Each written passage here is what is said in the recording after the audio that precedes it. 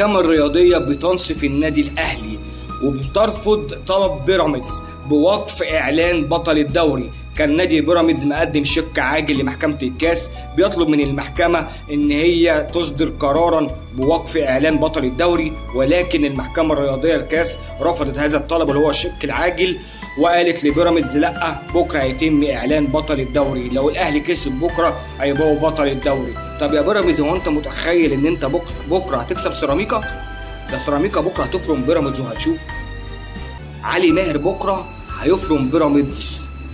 انتوا بتتكلموا في ايه يا جماعه؟ بكره الاهلي هيتوج ببطل الدوري رسميا، رغم انف كل الحاقدين، رغم انف مهيب عبهادي، رغم انف خالد الغندور، الناس اللي هم في الاعلام وبيتوجهوا وعايزين يوصلوا للناس ان النادي الاهلي ان هو الدوله او الاتحاد الكوره او الرابطه بيوجهوا الدوري للنادي الاهلي. مفيش الكلام ده خالص.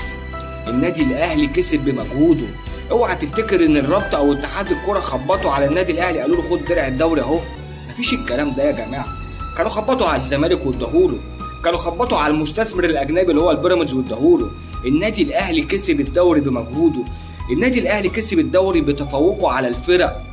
النادي الاهلي كسب الدوري بروح الفانلة الحمراء. النادي الاهلي كسب الدوري عشان خاطر جماهيره اللي وراه في كل مكان.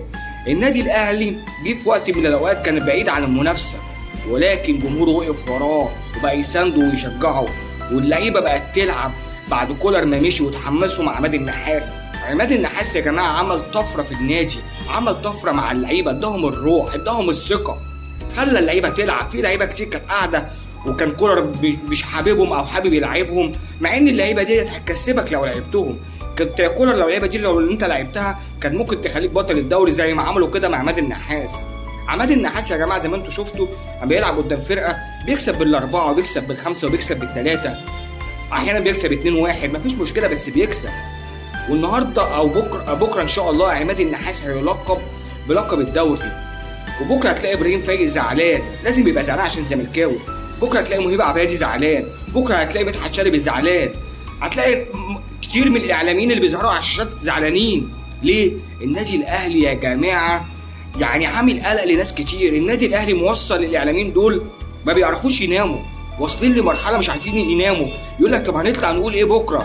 ما النادي الاهلي بكره هيلقب ببطل الدوري، هنطلع نقول ايه بكره في الشاشات؟ والمحكمه الرياضيه رفضت الشك العاجل بتاع بيراميدز، وبكره هيتم اعلان رسميا النادي الاهلي بطل الدوري. هم محتارين هيطلعوا يقولوا ايه؟ ما على طول كانوا بيوجهك يقول لك ايه؟ طب الثلاث نقاط ليه ما تمش خصمهم؟ ما تمش خصمهم ليه يا عم؟ بص للائحه. طب النادي الاهلي يا جماعه ممكن ناجل الاعلان اللي احنا في فصل في الدعوه اللي رافعها بيراميدز. الدعوه اللي رافعها بيراميدز يبلها ويشرب ميتها. المحكمه الرياضيه الكاس النهارده قالت لك لا لا لا، يتم اعلان بكره بطل الدوري. الاهلي بكره يكسب فاركو يتم اعلانه بطل الدوري.